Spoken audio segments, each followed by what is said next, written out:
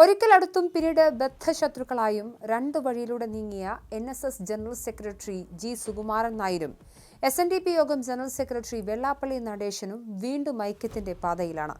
ശബരിമല വിഷയത്തിൽ ഇരുവരും സ്വീകരിച്ച നിലപാട് അമ്പേ പൊളിഞ്ഞതോടെയാണ് ഇപ്പോഴുള്ള ഏകീകരണ ശ്രമത്തിന് കാരണമായിരിക്കുന്നത്. സർക്കാരിന്റെ ശബരിമല അയ്യപ്പ സംഗമത്തിന് രണ്ടുപേരും പിന്തുണ പ്രഖ്യാപിച്ചിരുന്നു. എന്നാൽ ഇരു സമുദായങ്ങളിലും ഈ നിലപാട് ചോദ്യം ചെയ്യപ്പെട്ടു.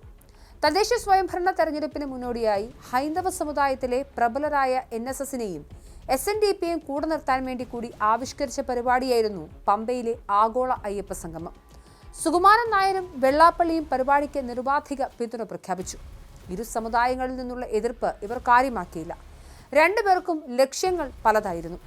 സ്വർണ്ണപ്പാളി മോഷണക്കേസിൽ നിലവിൽ ജയിലിൽ കിടക്കുന്ന മുരാരി ബാബുവിനെ NSS പ്രതിനിധിയായി ദേവസ്വം തലപ്പത്ത് കൊണ്ടുവരിക എന്നൊരു ലക്ഷ്യം സുകുമാരൻ നായർക്ക് ഉണ്ടായിരുന്നുവെന്നും അതുകൊണ്ടാണ് 2018 യുവതീ പ്രവേശന സമയത്തെ നിലപാടിൽ നിന്നും അദ്ദേഹം മലക്കം മറിഞ്ഞതെന്നും വിമർശനം ശക്തമായിരുന്നു. മുഖ്യമന്ത്രിയുടെ കാറിൽ കയറി ആഗോള അയ്യപ്പ സംഗമത്തിൽ വന്ന വെള്ളാപ്പള്ളിയുടെ വിദ്വേഷ പ്രസംഗങ്ങൾ സർക്കാരിന് തിരിച്ചടിയായി. ആഗോള അയ്യപ്പ സംഗമവേദിയിൽ പിണറായി വിജയൻ അയ്യപ്പ ഭക്തനാണെന്ന് പ്രഖ്യാപിച്ചുകൂടിയാണ് വെള്ളാപ്പള്ളി പിന്തുണ അറിയിച്ചത്. പിന്നാലെ സ്വർണ്ണക്കൊള്ള വെളിച്ചത്ത് വന്നതോടെ വെള്ളാപ്പള്ളിയുടെ നിലപാടുകളും പ്രതിസന്ധിയിലായി.